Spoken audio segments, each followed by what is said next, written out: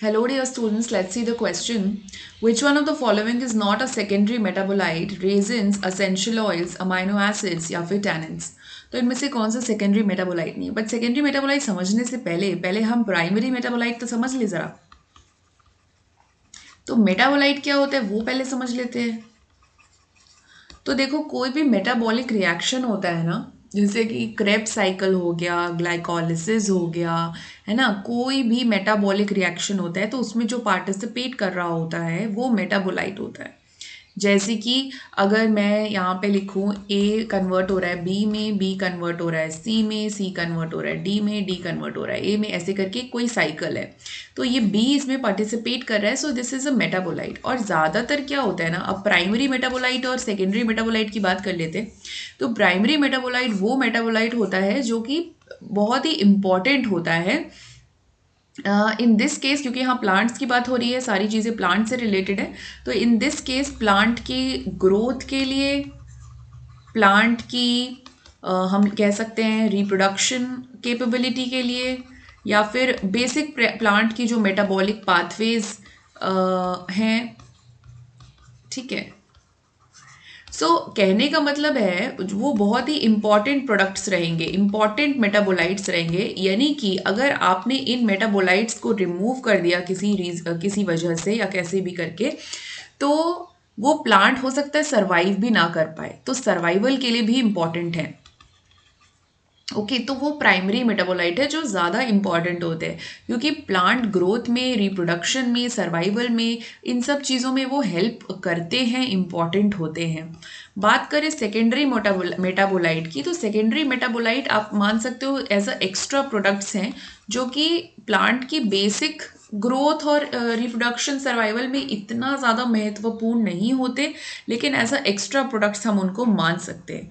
हालांकि इस नोशन को चैलेंज भी किया गया है कई बार कह के कि जैसे डिफेंसेस प्रोडक्ट्स हैं, जैसे टॉक्सिन्स वगैरह रिलीज करना कई प्लांट्स रिलीज करते हैं एज अ सेकेंडरी मेटाबोलाइट, तो उससे उनको फ़ायदा भी होता है प्लांट्स को।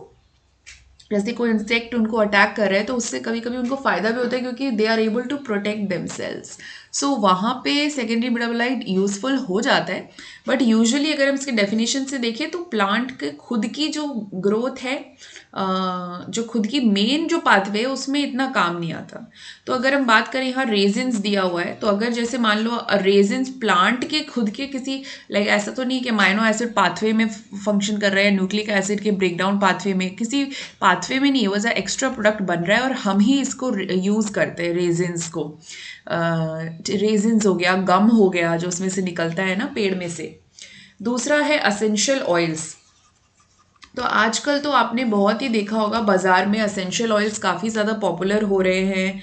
कई बार रूम फ्रेशनर की तरह भी हम एसेंशियल ऑयल यूज़ करते हैं। कई बार नहाते टाइम हम पानी में डालते हैं एसेंशियल ऑयल।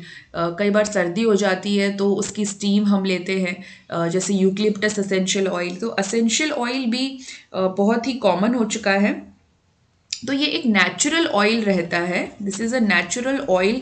और ये इसको हम प्लांट में से ना ऐसे डिस्टिलेशन करके वहाँ से निकालते हैं। तो बहुत सारे अलग अलग फ्लेवर्स के रहते हैं, मतलब डिपेंडिंग ऑन द प्लांट।